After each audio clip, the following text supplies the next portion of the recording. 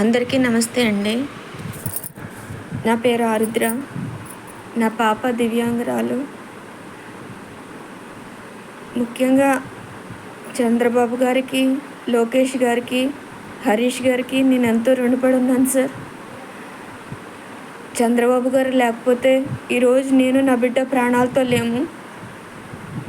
నన్ను నా బిడ్డని వైసీపీ గవర్నమెంట్ నుంచి, వైసీపీ పొలిటీషియన్ నుంచి, వైసీపీ పోలీసుల నుంచి నన్ను నా బిడ్డని కాపాడారు. వైసీపీ గవర్నమెంట్లో మాకు జరిగిన అన్యాయం మీ అందరికీ తెలుసు. ఇప్పుడు కూడా నేను ఇది చెప్పడానికి కారణం ఏంటంటే, సీఎం గారు అవ్వగానే చంద్రబాబు గారు మమ్మల్ని మర్చిపోకుండా నాకు నా బిడ్డకి ఇన్విటేషన్ పంపించి ఫస్ట్నే అపాయింట్మెంట్ ఇచ్చి నా బిడ్డకి 5 లక్షలు ఆర్థిక సహాయం అందించి 15,000 పెన్షన్ అందజేస్తున్నారు. ఈ విషయంలో నాకు ఎంతో హెల్ప్ చేసిన చంద్రబాబు గారికి, హరీష్ గారికి, లోకేష్ గారికి చాలా చాలా థ్యాంక్ యూ సార్. నా కోర్టు కేసులన్నీ తీసుకుంటానన్న, సాల్వ్ చేస్తానన్న మాట ప్రకారం లేక TDP legal cell Posani Venkateswarlu గారి ద్వారా డీల్ చేస్తున్నారు. నాకు చాలా సంతోషం సార్. కానీ ఈరోజు పొద్దున గుడికి వెళ్తుంటే ఒక అమ్మాయి అడిగింది, మన తెలుగు వాళ్ళ కుటుంబాలు చాలా వస్తాయండి, కాశీ ఎక్కువ, మన తెలుగు వాళ్ళు ఎక్కువ వస్తారు 2 రాష్ట్రాల నుంచి. ఒక అమ్మాయి అడిగింది, ఫ్యామిలీ, అక్క నీ ప్రాబ్లం సాల్వ్ అయిపోయింది అక్క, చాలా బాధేసింది అక్క, మా అమ్మ నాన్న నేను మా తమ్ముడు నీ వీడియోలన్నీ చూస్తాము, చాలా బాధ అనిపించింది, మా ఫ్రెండ్స్ అందరికీ కూడా నేను ఫార్వర్డ్ చేస్తున్నాను, నాకు నీ ప్రాబ్లం సాల్వ్ అయిపోతే నాకు చిన్న సజెషన్ ఇస్తావని అక్క. ఇలాగా వాళ్ళ నాన్నగారు ఎటండి టైలర్ అండి, ఆయన మంచం మీద పడ్డారంట. సో వాళ్ళ నాన్నగారు మంచం మీద పడిన దగ్గర నుంచి ఇంట్లో ఆదాయం తగ్గిపోయి వాళ్ళ అమ్మగారు ఏదో పనికి వెళ్తున్నారంట. పాప ఈ అమ్మాయి చదువుకునే వయసు 18 ఏళ్ళు 19 ఏళ్ళు అనుకుంటానండి. టైలరింగ్ చేస్తుందంట. అయితే కొంతమంది వెధవలు ఏడిపిస్తున్నారంట. ఆ వెధవలు ఏడిపిస్తున్నారనేసి ఎన్ని రకాలుగా ఎవరితో చెప్పినా సరే వాళ్ళు వినట్లేదంట. పోలీస్ స్టేషన్కి వెళ్తే వాళ్ళు ఏమన్నా న్యాయం చేస్తారా ఒక నన్ను అడిగింది. వాళ్ళ నాన్నగారిని అడిగితే వాళ్ళ నాన్నగారు వద్దమ్మా, నోరు మూసుకుని తలంచుకుని వచ్చేసాయి, నువ్వు ఎక్కడ ఎవరితోని ఎదిరించి మాట్లాడుకు అని చెప్పారంట.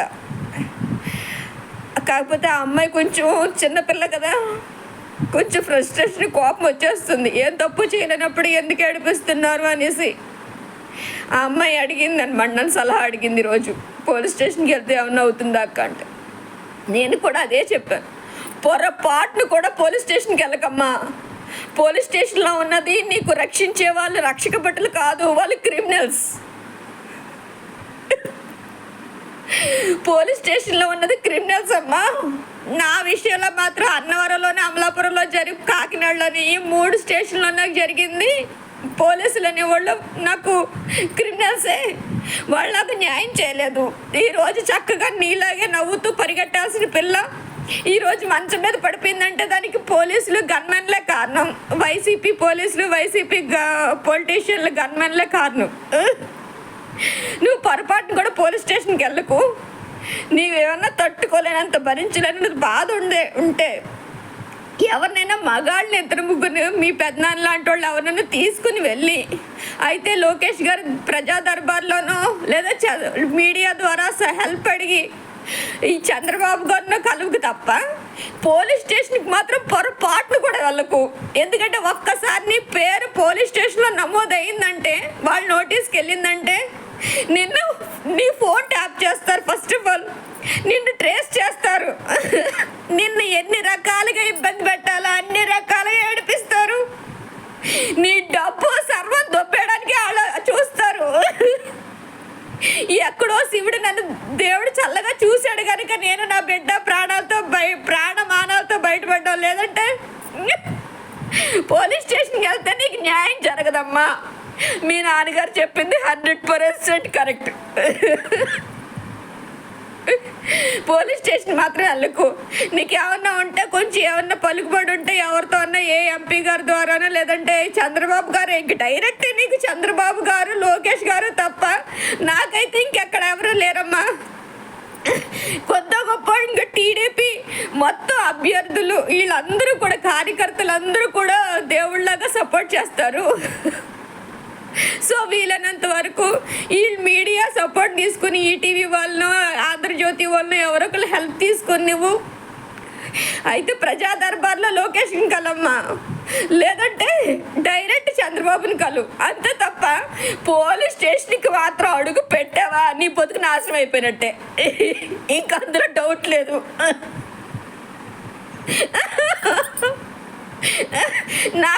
నాకు తెలియదు, ఏదో నేను 40 ఏళ్ళు బతికాను కానీ నాకు తెలియదమ్మా, ఎందుకంటే నేను బయట అడుగు పెట్టలే, నాకు బయట ప్రపంచం తెలియదు. నా కూతురికి ఎంత అన్యాయం చేసింది పక్కనున్న గన్మ్యాన్ కానిస్టేబుల్ వాళ్ళ మీద చర్య తీసుకుపోగా ఇలా రెచ్చగొట్టి మా బావగారు వాళ్ళని కూడా రెచ్చగొట్టి ఇటు మొత్తం అన్ని రకాలుగా నన్ను టార్చర్ చేసి నన్ను టార్గెట్ చేశారు పోలీసులే. అన్నవారు లాయర్ ఆ చిట్టుబాబు గారు ఒక ఎదవ, ఆ మెరపల శివ మెరపల కన్నయ్య అనే వైసీపీ గన్మెన్లు దరిద్రు, వాళ్ళకి support DSP Ambika Prasad, DSP Muralikrishna, DSP Muralimohan, ఇలాంటి పెద్ద పుల్లున్న సమాజంలో ఇంకా ఎస్ఐ శోభన్ కుమార్ ఎంత, సిఐ కిషోర్ కుమార్ ఎంత, వీళ్ళందరూ చిన్న చిన్న పిల్లు, వాళ్ళు వదిలేసింది వీళ్ళు పీక్కు తింటారు అంతే. పొరపాటును మాత్రం పోలీస్ స్టేషన్కి వెళ్ళకమ్మా. ఆంధ్రప్రదేశ్లో పోలీస్ స్టేషన్లు అనేవి క్రిమినల్స్ అడ్డా. వాళ్ళ ఆడపిల్లలకి దివ్యాంగులకి న్యాయం చేయడానికి లేరు. పొరపాటున వెళ్ళావా నా బిడ్డలాగా నేను నిన్ను ఊహించలేను. చక్కగా ఉన్నావు, చదువుకుంటున్నావు, నువ్వు అలాగే మీ నాన్నగారు చెప్పినట్టు ఇన్ని మాత్రం మీ నాన్నగారి మాట కాదని నువ్వు పోలీస్ స్టేషన్కి మాత్రం వెళ్ళకు. మీ నాన్నగారు ఎంతో మంచిగా చెప్పారు, నేను కూడా ఇప్పుడు వెళ్ళలేదమ్మా. నా బిడ్డ పరిస్థితి ఇలా తగలబడిందని నాకు ఇంకో ఆప్షన్ లేక వెళ్ళాను. ఇప్పటికి కూడా అందరూ నా ఫోన్ టైప్ చేస్తున్నాను, నన్ను ట్రేస్ చేస్తున్నాను, నన్ను ఎన్ని రకాలుగా హింస పెట్టాలో అంతా పెడుతున్నారు, అడ్డమైన వధువులతో బెదిరిస్తున్నారు. ఆంధ్రాలో అయితే బతికి నాకు ధైర్యం కూడా లేదు, కనీసం మాట్లాడే ధైర్యం కూడా నాకు లేదు. చెప్తున్నాను కదా, పోలీసులు ఎంత దారుణంగా నరకం చూపిస్తున్నారంటే ఇంతవరకు ఆ గన్మ్యాన్ని సస్పెండ్ చేయలేదు, డిస్మిస్ చేయలేదు. డిఎస్పి వీళ్ళు మురళీకృష్ణ, డిఎస్పి మోహన్, డిఎస్పి అంబికా ప్రసాద్ వీళ్ళందరూ కూడా ఇంచక్క హ్యాపీగా వాళ్ళు పిల్లలతో హ్యాపీగా ఎంజాయ్ చేస్తున్నారు. అడ్డంగా లంచాలు తొప్పేసి నాలాగా నా బిడ్డలాగా దివ్యాంగుల జీవితాలు తగలబెట్టేసి వాళ్ళు మాత్రం హ్యాపీగా ఉన్నారు తప్ప న్యాయం ఆడపిల్లకి నా బిడ్డకి ఎంతవరకు న్యాయం జరగలేదమ్మా. చంద్రబాబు గారి దృష్టికి మళ్ళీ వెళ్ళాలంటే ఎంత కష్టమమ్మా. ఒక సీఎంని కలవాలంటే మాట్లా చెప్పు. నేను ప్రాణాలకు తెగించి నేను దూకేసాను ఇంకా సముద్రంలో. నాకు నా బిడ్డకి జీవితం లేదు కనుక నీకు ఆ కష్టం వద్దు తల్లి. నువ్వు పొరపాటును కూడా పోలీస్ స్టేషన్కి వెళ్ళకు. పోలీసులు అక్కడ ఉన్నది పోలీసులు కాదు, మృగాలు, సింగాలంట, పులిలంట, రాబందులంట. పోలీస్ స్టేషన్లో మాత్రం నీకు న్యాయం జరగదమ్మా. ఇంతవరకు నాకు అన్నవరం గన్మెన్ మీద యాక్షన్ తీసుకోలేదు. అమలాపురం పాపం ఆయన హరీష్ గారు దేవుళ్ళలాగా ఎన్నోసార్లు నా గురించి రికమెండ్ చేసి ఆయన కూడా ఇదయ్యారు. ఎంత కష్టపడితే ఎఫ్ఐఆర్ వేశారు తప్ప ఎఫ్ఐఆర్ వేసి వదిలేశారు అంతే. దాని మీద ఎటువంటి యాక్షన్ తీసుకోలే, ఛార్జ్ షీట్ ఫైల్ చేయలే. ఏమో రేపొద్దున వీళ్ళు నేను పూర్తి ఎవిడెన్స్ ఇచ్చినా కూడా నాకు న్యాయం జరగలేదమ్మా. రేపొద్దున ఏం జరుగుద్దో నాకు తెలియదు. ఎందుకంటే ఎట్టి పరిస్థితుల్లోని ఎవరి మీద నాకు నమ్మకాలు అయితే లేవు, చచ్చిపోయినాయి. నమ్మాలి అంటున్నారు, ఎన్నాళ్ళు నమ్మాలి సార్? పోలీస్ స్టేషన్ చుట్టూరు, లాయర్ చుట్టూరు ఎన్నిసార్లు తిరగాలి నేను? పాప వెంకటేశ్వరరావు గారు ఎంతో అభిమానంగా చంద్రబాబు గారిలాగా తండ్రిలాగా నాకు సలహాలు ఇచ్చారు. నువ్వు కంగారు పడకమ్మా, మంచి జరుగుద్ది అంటున్నారు. కానీ ఇక్కడున్న లోకల్లో లాయర్లు ఉన్నారే, లోకల్ పోలీసులు ఉన్నారే వాళ్ళు బతకనివ్వరు. వైసీపీ లీడర్ల అండదండాలతో వాళ్ళు అడ్డంగా చంపేస్తున్నారు మనల్ని. నాకైతే మాత్రం చంద్రబాబు గారు వచ్చిన పూర్తిగా తెలుగుదేశం వచ్చినట్టు నాకు కనిపించట్లేదు. పూర్తిగా చంద్రబాబు గారు పూర్తిగా తెలుగుదేశం వస్తేనే కానీ ఆడపిల్లకి న్యాయం జరగదు. అనితి మేము పిచ్చాసుపత్రిలో ఉన్నప్పుడు పాప అనిత గారు గండిబాబుజీ గారు వచ్చారు మమ్మల్ని రక్షించడానికి. పాప ఇప్పుడు అనిత గారు కూడా ఇది ఉన్నారు. నేను అనిత గారిని కూడా ఇదే రిక్వెస్ట్ చేస్తున్నాను పర్సనల్గా. Madam please madam, help me madam. ఆడపిల్లల్ని మీరే రక్షించాలి మేడం, ప్లీజ్ మేడం. ఆడపిల్లల మీద జరుగుతున్న దౌర్జన్యాలు మీరే ఆపాలి మేడం. నన్ను నా బిడ్డని ఎంత హింసించిన వాళ్ళ మీద చర్య తీసుకోండి మేడం, ప్లీజ్ మేడం. చంద్రబాబు గారు ఈ నాది నా బిడ్డది మీరు పెట్టిన భిక్ష మీరే కాపాడాలి. నేను ట్రీట్మెంట్ కోసం వచ్చాను కానీ 5 లక్షలు ఏ మూలకి వస్తాయో మీకు తెలుసు. నా ఆస్తి నాకు ఇప్పించమన్నాను సార్. నేను ఎవరు జేబులో సొమ్ము అడగలే, ఎవరిని నేను అడుక్కోలే. నాకు న్యాయం కావాలి సార్. నా బిడ్డకి లైఫ్ లేదు. నాకు కనీసం న్యాయం చేయండి. మేమిద్దరం చచ్చే లోపల ఇంకే ఆడపిల్లకి జరగదన్న ధైర్యంతో చచ్చే ధైర్యాన్ని ఇవ్వండి సార్ ప్లీజ్. ఒక ఆడబిడ్డగా నేను కోరుకునేది అది ఒక్కటే. ఒక్కటి చెప్పండి సార్. ఈ రోజుల్లో ఒక ఆడపిల్లకి ఇన్నున్నా పెళ్లి చేసుకోవడానికి అందం ఉండాలి, ఆస్తి ఉండాలి, చదువు ఉండాలి, ఉద్యోగం ఉండాలి, అన్నీ సక్రమంగా ఇంటి పనులు చేయాలి, మళ్ళీ ఇంట్లో వాళ్ళందరినీ బాగా చూసుకోవాలి. ఇన్ని చేసుకుంటున్నా ఇంకా ఏదో లేదు, ఇంకా పెట్టిపోతులు లేవు, ఇంకా చార్జర్లు లేవు, ఇంకా ఏదో లేదు అని టార్చర్లు ఫేస్ చేస్తూనే ఉంది. అలాంటిది మంచం మీద ఉన్న బిడ్డని, వీల్ చైర్లో ఉన్న బిడ్డని పెళ్లి చేసుకోవడానికి ఎవడొస్తాడు? ఎవడొచ్చినా సరే దాని పెన్షన్ కక్కుర్తిపడే అనామకుడు వస్తాడు తప్ప ఒక జీవితాన్ని ఇచ్చి గొప్పవాడు రాడు కదా. ఎక్కడో ఉంటారు రామోజీరావు గారు లాంటి వాళ్ళు, ఎక్కడో ఉంటారు సుప్రీంకోర్టు జస్టిస్ చంద్రచూడ్ లాంటి వాళ్ళు. అందరికీ అలాంటి అదృష్టం రాదు కదా. నేను అంత పెద్ద కోరికలు కూడా కోరట్లేదు సార్. నేను ఒక సామాన్యమైన మధ్య తరగతి హౌస్ వైఫ్ని. నా బిడ్డకు న్యాయం కావాలని మాత్రమే నేను అడుగుతున్నా. నా ఆస్తి నాకు ఇప్పించండి మహాప్రభు అని ఒకటే వేడుకుంటున్నా ప్లీజ్. దానికి ఇలా సంవత్సరాల తరబడి నెలల తరబడి నాకు పిచ్చకపోతుంది సార్. నేను నా బిడ్డనే చూసుకోనా, దేవుడికే పూజించుకోనా, ఇలా అడ్డమైన వెధవలతోనే ఫైట్ చేయాలా నాకు తెలియట్లేదు. నా మొగుడైతే సింపుల్గా చెప్పేశాడు, ముగ్గురు కలిపి చచ్చిపోదామని ఒకటే మాట అంటున్నాడు. ఎందుకంటే మగాళ్ళకి తెలుసు సార్, మగాళ్ళ రాజ్యం కదా ఇది, ఆడవాళ్ళకి బతికే రైట్ లేదని. పాప ఆ పిల్ల తండ్రికి తెలుసు, నా మొగుడికి తెలుసు. అందుకే చచ్చిపోదాం అంటారే తప్ప ఫైట్ చేద్దామని అనరు. కానీ నేను తల్లిని కదా సార్, నేను చావడానికి సిద్ధపడతాను కానీ నా బిడ్డను నేను చంపుకోలేను. నా బిడ్డను నేను చంపుకోలేను ప్లీజ్. నాకు న్యాయం కావాలి.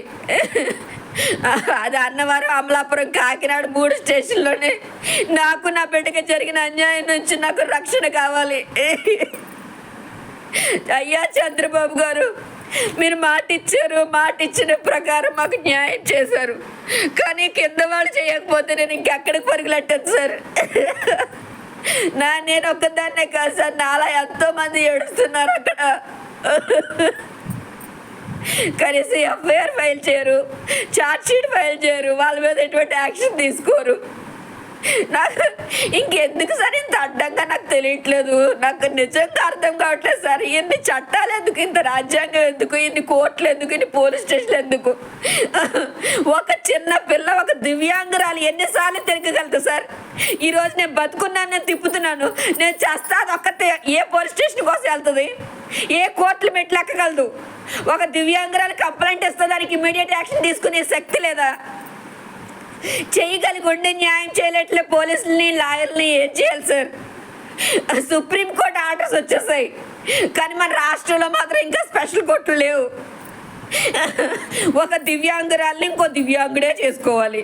ఇది ఒక క్యాస్ట్ ఫీలింగ్ లాగా బ్రాండెడ్ అయిపోయింది సార్. కులంలోనే చేసుకోవాలన్నట్టు ఒక దివ్యాంగురాలు ఇంకో దివ్యాంగుడినే చేసుకోవాలి, ఇంకో దివ్యాంగుడు ఇంకా మగాళ్ళకైనా సోర్స్ ఉంది. ఆ సక్రమైన ఆడవాళ్ళు వస్తున్నారు. ఒక ఆడపిల్లకి బతికే రైట్ లేదా సార్? నాకు వద్దు సార్, నాకు ఏమీ వద్దు.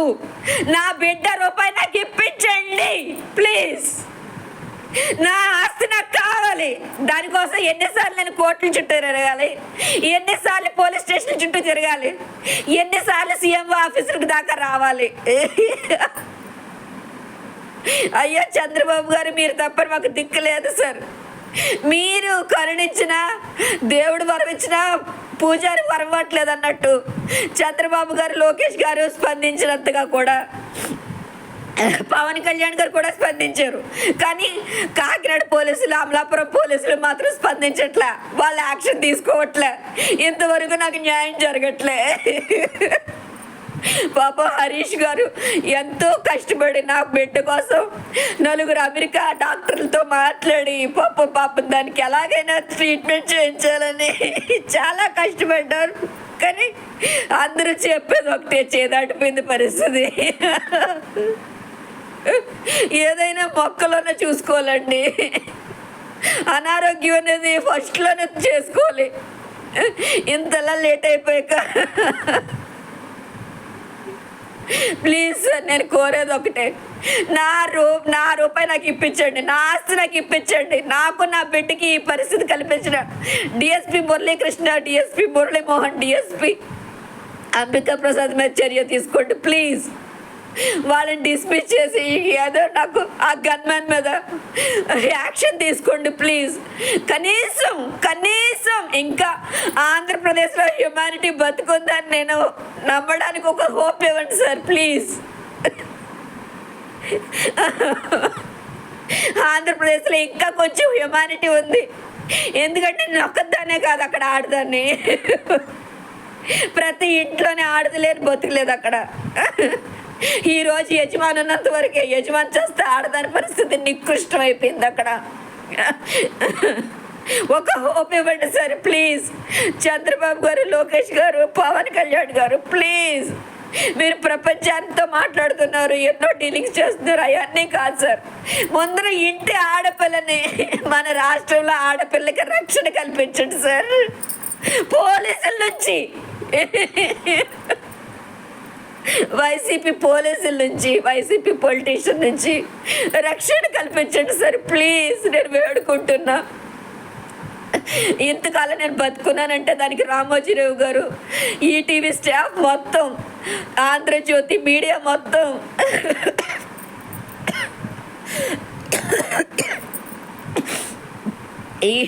ఈటీవీ రమణ గారు, ఈటీవీ చిరంజీవి గారు, ఈటీవీ రాజా రమేష్ గారు, ఈటీవీ మూర్తి గారు, ఈటీవీ శ్రీనివాస్ గారు, టీవీ5 ప్రవీణ్ గారు, అందరికీ పేరు పేరున చాలా చాలా థ్యాంక్ యూ సార్. ముఖ్యంగా నా ఎంబీఏ ఫ్రెండ్స్కి, నా చైల్డ్హుడ్ ఫ్రెండ్స్కి, నా ఫ్యామిలీ ఫ్రెండ్స్కి, అందరికీ, అన్ని గ్రూపుల ఫ్రెండ్స్కి అందరికీ thank you sir. Thank you so much.